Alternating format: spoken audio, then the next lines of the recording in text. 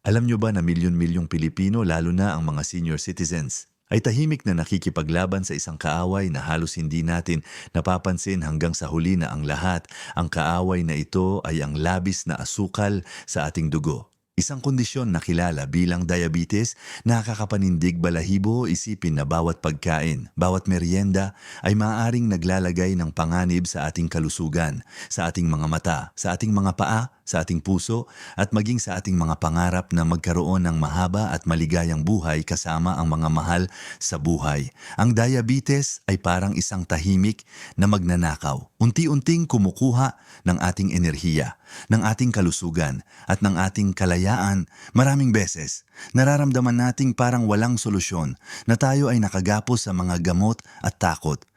Ngunit paano kung sabihin ko sa inyo na mayroong sikreto na matagal nang ginagamit ng ating mga ninuno? Isang kayamanan mula sa kalikasan mismo na makakatulong sa atin na labanan ang labis na asukal sa dugo at natural na suportahan ang ating katawan. Sa video na ito, titingnan natin ang mga piling halamang gamot na makakatulong sa atin na kontrolin ang asukal sa dugo, mapabuti ang ating kalusugan at mabawi ang ating sigla. Manood hanggang sa dulo dahil mayroon akong ibabahagi na tiyak na magugulat sa inyo.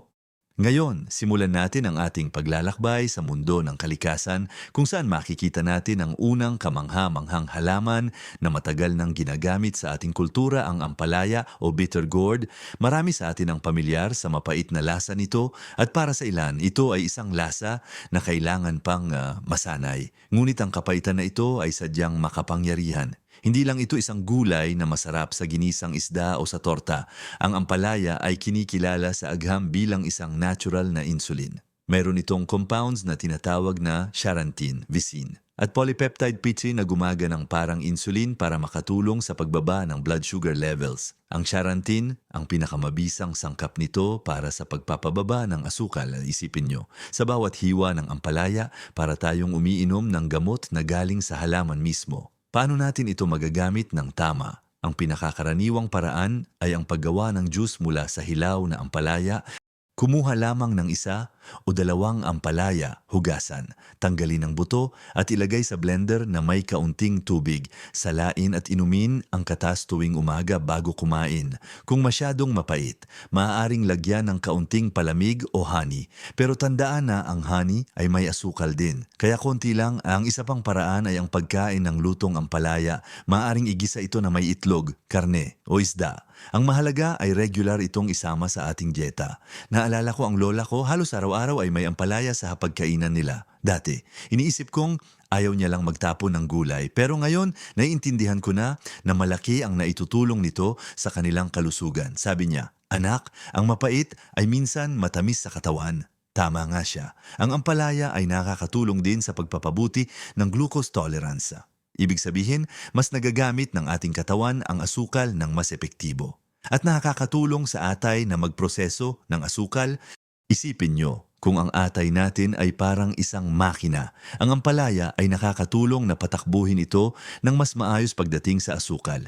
Hindi lang ito para sa mga may diabetes. Pwede rin ito sa mga gustong magkaroon ng mas stable na blood sugar levels. Ngunit tulad ng anumang bagay, ang moderation ay susi, kahit natural. Hindi ibig sabihin ay walang limitasyon. Konsultahin pa rin ang doktor bago gumawa ng malaking pagbabago sa inyong dieta. Lalo na kung umiinom na kayo ng gamot para sa diabetes. Ang ampalaya ay isang magandang kasama sa inyong paglaban sa diabetes, pero hindi ito kapalit ng medikal na payo. Ngayon na napag-usapan na natin ang ampalaya, dumako naman tayo sa isa pang pamilyar na halaman na may taglay ding kapangyarihan, ang banaba. Ngayon naman, pag-usapan natin ang isang halaman na marahil ay nakita na ninyo sa probinsya, lalo na kung mahilig kayong maglakad-lakad sa kagubatan o sa tabing ilog. Ito ay ang banaba, na may siyentipikong pangalang Lagerstroemia speciosa. Ang banaba ay kilala sa buong mundo bilang insulin plant dahil sa kakayahan nitong makatulong sa pagpapababa ng blood sugar levels.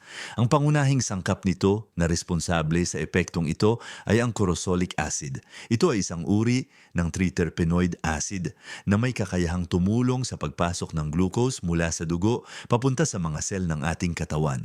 Isipin nyo, kung ang glucose ay nakakalat lang sa ating dugo, ang corosolic acid ay parang susi na nagbubukas ng pinto sa ating mga sel para makapasok ang asukal at magamit bilang enerhiya, imbis na maiwan lang sa bloodstream at magdulot ng pinsala. Bukod sa corosolic acid, mayroon ding tannins ang banaba na pinaniniwalaang mayroon ding hypoglycemic effect. Ang dahon ng banaba, ang pinakakaraniwang ginagamit na bahagi nito. Paano natin ito maihahanda? Ang pinakasimpleng paraan ay ang paggawa ng tsaa. Kumuha ng mga pinatuyong dahon ng banaba, mga 1 o 2 kutsara, at ilagay sa isang tasa ng mainit na tubig. Hayaan itong lumamig ng 15 minuto bago inumin. Pwede rin itong inumin ng mainit o malamig. Kung mayroon kayong sariwang dahon ng banaba, maaari din itong pakuluan ng mga 10 minuto. Ang karaniwang dosis ay 1 o 2 tasa ng banaba tea kada araw. Maraming nagpapatunay na ang pag-inom ng banaba tea ay nakakatulong hindi lamang sa pagpapababa ng asukal, kundi pati na rin sa pagpigil sa pagtaas nito pagkatapos kumain, bukod sa epekto nito sa asukal. Ang banaba ay mayroon ding antioxidant properties na nakakatulong sa paglaban sa free radicals na nakakapinsala sa ating mga sel.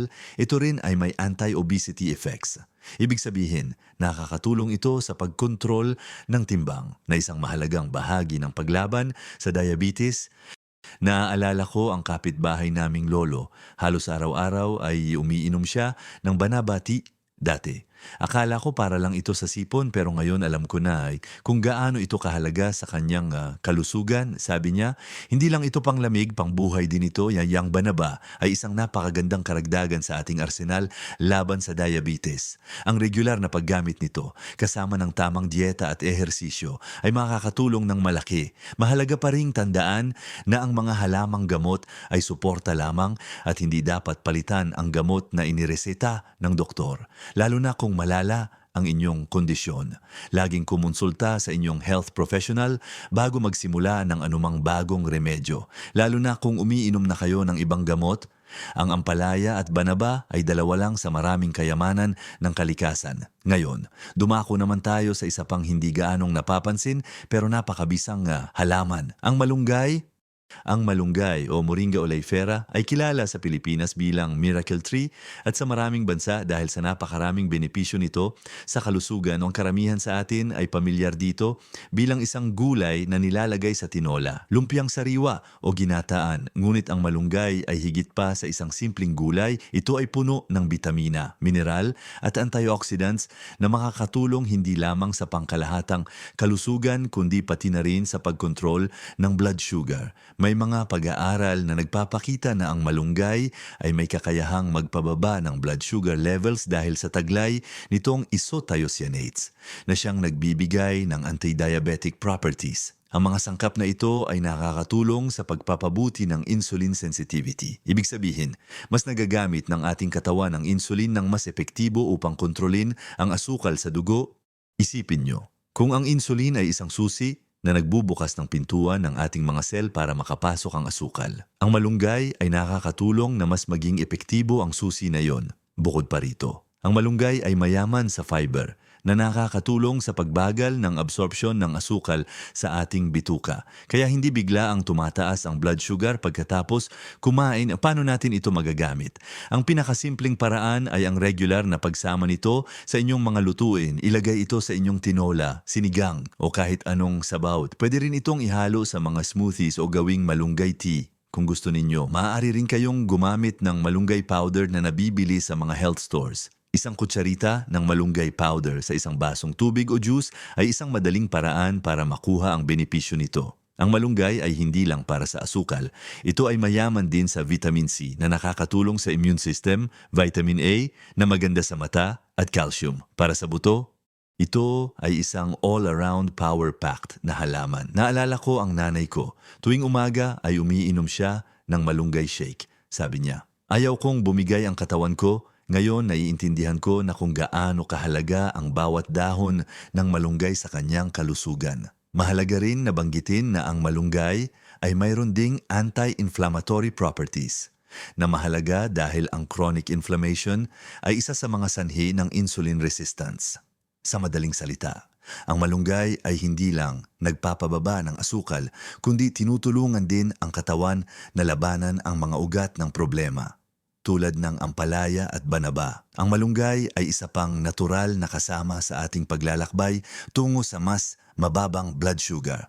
Ngunit mayroon pa tayong dalawang halaman na napakahalaga at marahil ay ginagamit na ninyo sa inyong kusina. Ang luyang dilaw at bawang. Ngayon, dumako naman tayo sa dalawang halamang gamot na marahil ay palagi nang nasa inyong kusina, ang luyang dilaw o turmeric at ang bawang o garlic. Hindi lang sila pangpakinis ng lasa sa ating mga lutuin. Ang mga ito ay mayaman din sa mga compound na may malaking tulong sa paglaban sa labis na asukal sa dugo. Simulan natin sa luyang dilaw o turmeric. Kilala ito sa ating bansa bilang sangkap sa kari at iba pang lutuin na kailangan ng kulay at masarap na amoy. Ang luyang dilaw ay mayroong active compound na tinatawag na curcumin na siyang nagbibigay ng kulay at marami sa mga benepisyo nito. Ang curcumin ay isang napakabisang anti-inflammatory at antioxidant agent. Bakit mahalaga ito sa diabetes? Ang chronic inflammation ay isa sa mga pangunahing sanhi ng insulin resistance nang kapag may inflammation ng katawan. Nahihirapan ang cells na tumugon sa insulin na nagre-resulta sa mataas na blood sugar. Ang curcumin ay nakakatulong na labanan ang inflammation na ito, kaya't mas nagiging sensitibo ang cell sa insulin. Bukod pa rito, may mga pag-aaral din na nagpapahiwatig na ang curcumin ay maaaring makatulong sa pagpapababa ng blood sugar levels at pagpapabuti ng function ng pancreatic beta cells. Ang mga cells na gumagawa ng insulin, paano natin ito magagamit? Maaari itong ilagay sa mga sabaw, gisa o curry. Pwede ring gumawa ng golden milk sa pamamagitan ng paghalo ng luyang dilaw, powder, sa mainit na gatas o plant-based milk na may kaunting paminta para mas maabsorb ang curcumin. Ang paggamit ng sariwang luyang dilaw sa mga juice o smoothies ay isa ring magandang paraan. Tandaan, konting paminta ay nakakatulong sa absorption ng curcumin. Ang luyang dilaw ay hindi lamang para sa asukal. Ito rin ay nakakatulong sa joint pain at sa pangkalahatang kalusugan ng puso. Naaalala ko ang lola ko na lagi niyang ginagamit ang luyang dilaw bilang panghilod sa mga sumasakit na bahagi ng kanyang katawan. Ngayon ay naiintindihan ko na hindi lang sa labas ito makakatulong, kundi pati na rin sa loob. Ngayon naman dumako tayo sa bawang o garlic. Maraming Pilipino ang mahilig sa bawang lalo na sa agahan, sa longganisa, sinangag at sa maraming lutuin. Ang bawang ay hindi lang pangpatay ng bampira kundi panglaban din sa mataas na asukal.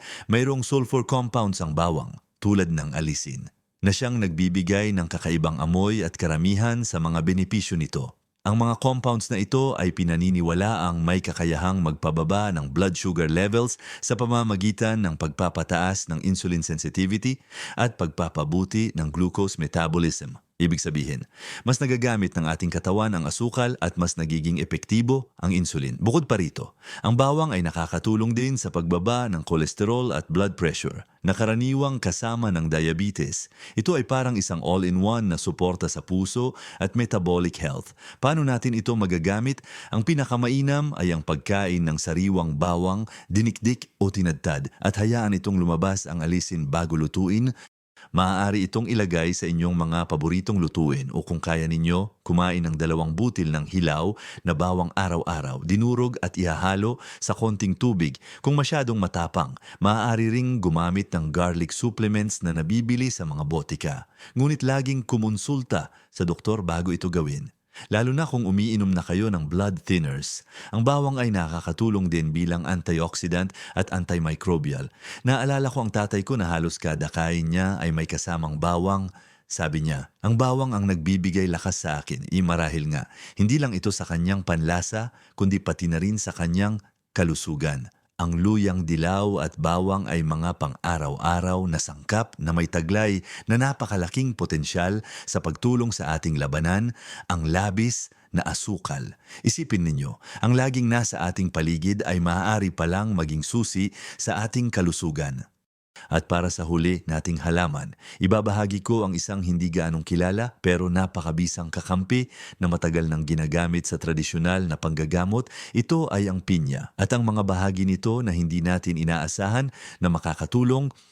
Alam kong marami sa inyo ang nagulat nang sabihin kong pinya. Oo, tama ang inyong narinig. Hindi lang ang matamis at masarap na laman ng pinya ang ating pag-uusapan, kundi pati na rin ang mga bahagi nito na madalas nating itinatapon, ang dahon at ang core. Ang pinya mismo ay masarap at mayaman sa vitamin C at fiber na nakakatulong sa panunaw. Pero pagdating sa pagkontrol ng asukal sa dugo, ang mga dahon at ang core ang may potensyal. Ang dahon ng pinya ay may taglay na compounds na pinaniniwalaang may hypoglycemic effect. May mga pag-aaral na nagpapahiwatig na ang extracts mula sa dahon ng pinya ay maaaring makatulong sa pagpapababa ng blood sugar levels at pagpapabuti ng insulin function. Isipin nyo, ang dating basura ay isa palang ginto para sa ating kalusugan. Paano natin ito magagamit? Ang pinakakaraniwang paraan ay ang paggawa ng tsaa mula sa dahon ng pinya. Kumuha ng ilang piraso ng sariwang dahon ng pinya, hugasan itong mabuti at pakuluan sa isang takure ng tubig sa loob ng 10 o 15 na minuto, salain at inumin ang pinya leaf tea. Maaari itong inumin minsan o 2 beses sa isang araw. Ang lasa nito ay medyo kakaiba, pero kung masasanay kayo, makikita ninyo ang benepisyo. Ang isa pang bahagi na karaniwang itinatapon ay ang core ng pinya. Ang core ay mas matigas kaysa sa laman, ngunit mayaman ito sa bromelain, isang enzyme na mayroong anti-inflammatory properties. Gaya ng luyang dilaw, ang paglaban sa inflammation ay mahalaga sa pagpapabuti ng insulin sensitivity. Bukod pa rito, ang bromelain ay nakakatulong din sa panunaw. Kaya imbis na itapon ang core, subukan itong ihalo sa inyong smoothies. Hatiin lang ito sa maliliit na piraso at ilagay sa blender kasama ng prutas at gulay. Ang pinya ay isang magandang halimbawa kung paano ang buong halaman ay maaaring magbigay ng benepisyo. Ang kakayahan nitong makatulong sa pagkontrol ng asukal. Lalo na ang dahon at core nito ay isang sikreto na ngayon ay nalalantad na sa inyo. Naalala ko ang tiyak ko na mahilig magtanim ng pinya dati. Iniisip kong para lang sa prutas ang pagtatanim niya, pero ngayon naiintindihan ko na marahil ay ginagamit din niya ang mga dahon para sa kanyang kalusugan. Ang mga halaman tulad ng ampalaya o banaba, malunggay, luyang dilaw, bawang at maging ang pinya ay nagpapakita na ang kalikasan ay nagbibigay ng mga solusyon kung paano natin masusuportahan ang ating kalusugan. Ngayon, narating na natin ang dulo ng ating paglalakbay sa mundo ng mga halamang gamot.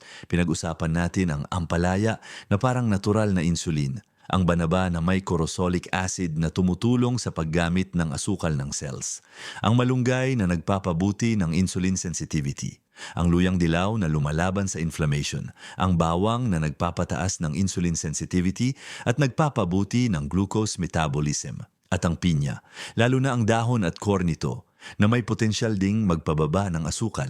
Lahat ng mga halamang ito ay hindi lang basta pang-ulam o pampalasa. Ang mga ito ay mga biyaya mula sa kalikasan na matagal nang ginagamit ng ating mga ninuno at ngayon ay sinusuportahan na rin ng agham. Tandaan ninyo, hindi ito kailangang maging komplikado. Ang bawat maliit na pagbabago sa ating araw-araw na gawi, tulad ng pagsasama ng mga halamang ito sa ating dieta, ay maaaring magdulot ng malaking pagbabago sa ating kalusugan at kalidad ng buhay. Isipin ninyo, ang bawat subo ng lutong may malunggay, ang bawat baso ng banabate o bawat piraso ng sariwang ampalaya ay isang hakbang tungo sa mas mahusay na kontrol sa asukal sa dugo at mas malusog na katawan. Ang paglaban sa diabetes ay hindi lamang tungkol sa pag-inom ng gamot. Ito ay tungkol din sa pagtanggap sa kapangyarihan ng kalikasan, sa pagiging maingat sa ating kinakain, at sa pag-aalaga sa ating sarili. Huwag ninyong isipin na kayo ay nag-iisa sa labang ito. Marami tayo. At marami tayong matututunan mula sa isa't isa. Ang mahalaga ay ang patuloy na matuto at magpatuloy sa paggawa ng mga positibong pagbabago. Ang pagkakaroon ng diabetes ay hindi katapusan ng mundo. Ito ay isang pagkakataon upang maging mas maingat at mas mapagmahal sa ating sarili. Napakalaki ng naitutulong ng ating mga halamang gamot, pero mahalaga pa ring kumonsulta sa inyong doktor bago simulan ang anumang bagong regimen, lalo na kung umiinom na kayo ng gamot para sa diabetes. Ang mga halaman na ito ay isang malaking suporta, ngunit hindi ito kapalit ng medikal na payo at pangangalaga. Ang patuloy na pagsubaybay sa blood sugar levels ay napakahalaga. Naway ang kaalamang ito ay magbigay sa inyo ng inspirasyon at pag-asa. Gusto kong malaman ang inyong inyong mga karanasan, mayroon ba kayong ginagamit na iba pang halamang gamot para sa asukal o mayroon ba kayong kwento kung paano nakatulong ang mga halamang ito sa inyo? Ibahagi ninyo sa comment section sa ibaba. Ang inyong mga karanasan ay makakatulong sa iba. Kung nagustuhan ninyo ang video na ito at sa tingin ninyo ay nakatulong ito sa inyo, paki-like naman po at paki-subscribe sa aming channel para sa mas marami pang kapaki-pakinabang na impormasyon tungkol sa kalusugan ng mga senior citizens. Ang inyong suporta ay malaking tulong sa amin upang makagawa pa ng mas maraming ganitong uri ng video. Tandaan po ninyo, ang bawat isa sa atin ay may kakayahang magkaroon ng malusog at masayang buhay. Anuman ang edad, ang ating kalusugan ay ating kayamanan. Manatiling malakas, manatiling inspirasyon, mabuhay po tayong lahat, mabuhay ang ating kalusugan.